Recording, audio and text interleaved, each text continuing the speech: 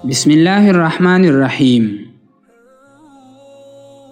ایک روز بہلول دانا اپنی فقر کی شان میں مست قدم اٹھاتا ہوا ہارون الرشید کے محل میں پہنچا اور بے باکی سے آگے بڑھتا ہوا ہارون الرشید کے برابر جا بیٹھا۔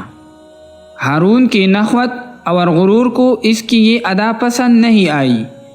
اس نے سوچا کہ کسی طرح اس کو زج کرے، اس لیے اس سے مخاطب ہو کر بولا، کیوں بہلول، میرے معامے کا جواب دو گے کیا؟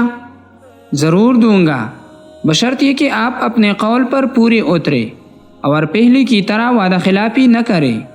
بہلول نے واضح کیا، اور تم بھی سن رکھو کہ اگر تم نے فوراً حل کر لیا تو تمہارا انعام 1000 اشرفی ہوگا، اور اگر تم جواب نہ دے سکے تو تمہاری بالو کی خیر نہیں ہے۔ اسے منڈوانے اور گدی کی سواری کرنے کے لیے تیار ہو جاؤ۔ میں نے اشرفیہ کیا کرنی ہے، میری شرط تو کچھ اور ہے۔ بہلول بولا، شرط بیان کی جائے۔ ہارون الرشید نے کہا، میری شرط یہ ہے کہ اگر میں نے معامے کو حل کر لیا تو علی جاہ مکیوں کو حکم دے کہ وہ مجھے ستایا نہ کرے۔ مکیہ مجھے بہت تنگ کرتی ہے۔ بہلول نے بڑی سنجیدگی سے درخواست کی۔ اہل دربار کے ہونٹوں پر مسکراہٹ آئی، لیکن وہ ہارون کے خوف سے ضبط کر گئے۔ ہارون بغلے جھانکنے لگا اور اسے کہنا پڑا، کسی وقت تو تمہاری عقل بالکل ہی خبت ہو جاتی ہے۔ مکیہ تو میرے تابعدار نہیں جو ان پر حکم چلاؤں۔ افسوس کہ ہمارا بادشاہ مکیوں کے مقابلے میں بھی عاجز ہے، تو اس کے اقتدار کا کیا فائدہ؟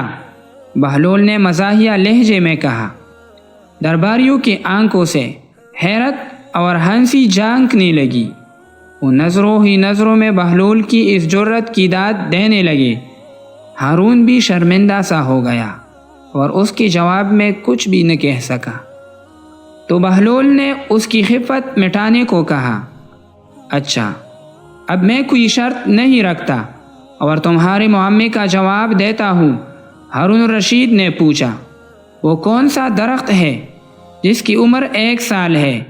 اس میں 12 شاخیں ہیں، ہر شاخ پر 30 پتے لگے ہیں، اور ان پتوں کا ایک رخ روشن اور دوسرا تاریک۔